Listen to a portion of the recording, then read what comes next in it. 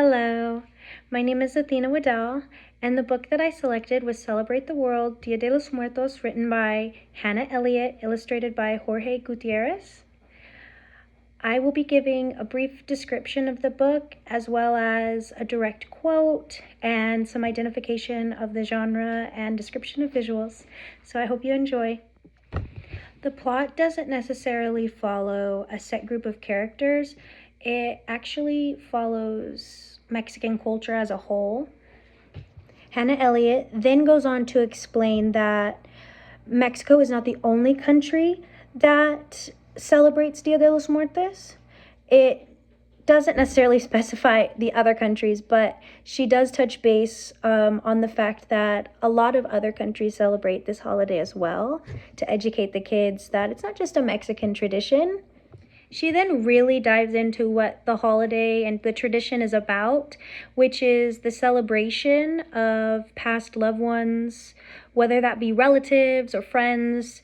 She doesn't mention pets, but I know a lot of the times, especially for kids this age, it's really good to mention pets too, because it's an easier transition on the topic of death and grief and mourning and what it means to mourn for kids this age.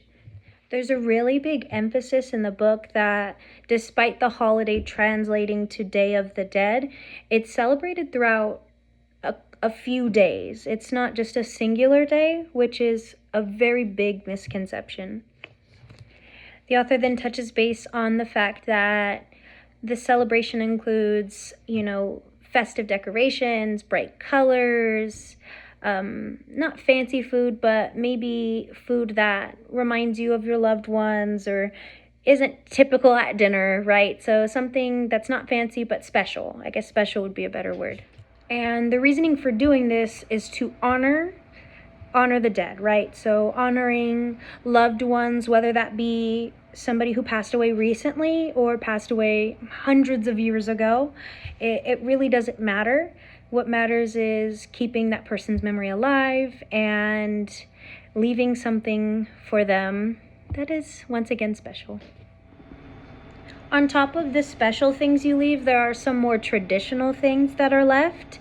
So the author then dives into some traditional snacks and traditional things that are done before the actual celebration of Dia de los Muertos begins. The author mentions bread of the dead, atole, and mentions the fact that people set up altars inside of their homes. These altars are decorated with offerings or ofrendas. The belief is that these ofrendas and the flowers that are also left on these altars are able to guide the spirits back. Another major part of this plot was the fact that during this time of year, skeletons are very embraced. They will be a very normal part of town, and they'll be almost everywhere you go, and they'll be in everything you see. All of this is done, the author Hannah Elliott says, to celebrate the beauty of life and death instead of grief and loss. After a few days, the final celebration will be held at the cemetery of wherever your loved ones are buried. While at the cemetery, people will typically spend time with their loved ones. They'll play music or clean the tombstones. The book explains that when the holiday is over, all of this festive stuff goes away, the skeletons go back, the altars go away, everything is cleaned up so that students understand that this isn't an everyday thing. This is a special and very, very important tradition. The biggest takeaway from this book is teaching children to honor their loved ones, and it really is a good way to introduce the topic of grief. With the strength of it being a great way to introduce the topic of grief, I have to say that it's weakness in that same breath, to play devil's advocate, is that some students just might not be ready for that. It can cause a lot of anxiety. My sister is 6.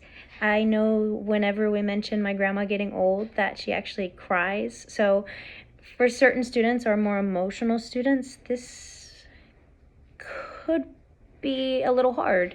Maybe they just lost a grandparent. Maybe the concept of mortality is frightening.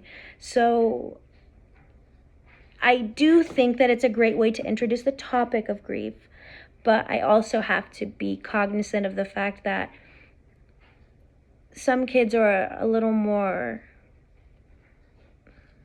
touchy-feely than others. Some kids are a little more they're not emotionally ready for that yet. So that has to be taken into account as well.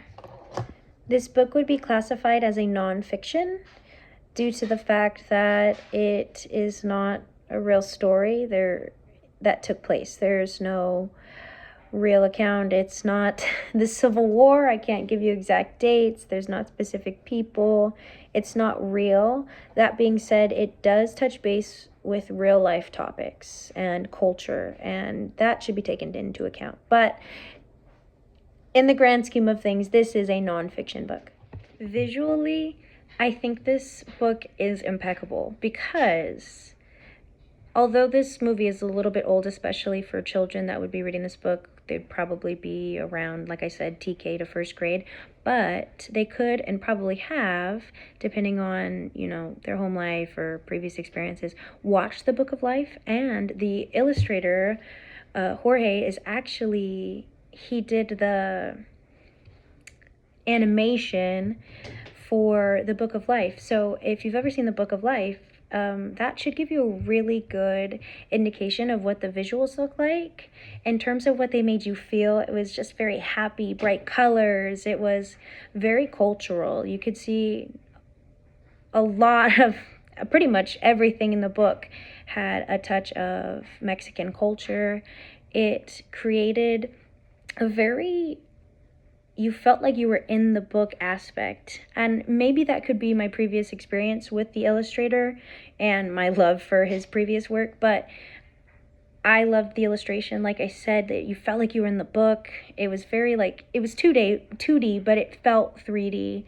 And if you've ever watched the Book of Life, that is exactly what the visuals were giving and that they were conveying. In terms of classroom activities, I really like the thought of Day of the Dead masks made out of paper plates. It's something that would be really easy for kids this age. Obviously, we're not working with upper elementary kids reading this book, so for our littles, it's something that's developmentally appropriate, cost effective. I think that it'd be pretty easy to buy paper plates from Dollar Tree or find paper plates on campus. Make friends with a cafeteria lady, maybe. Ask a teacher neighbor if they have any extra and do an IOU. But it's just a really easy activity that is fun for children. And at this age, doing things on their own is kind of their preferred. Don't get me wrong, group activities are fun, but they'd rather make their own thing and use that, which is good because they can use it throughout the day. Eventually, it'll probably become a distraction, but in that moment, it'll be cute. And last but not least, I'll leave you with my favorite quote from the book. My favorite quote from the book is actually on the last page, and it says, "But the special holiday reminds us to enjoy life all year round, and it reminds us to honor our loved ones. This way, they stay in our hearts forever." My predominant reason for selecting this quote as opposed to all the lovely quotes in the book is due to the fact that it's a great summary of what the book is about, but also because sometimes the concept of mortality can be frightening for us adults, let alone children.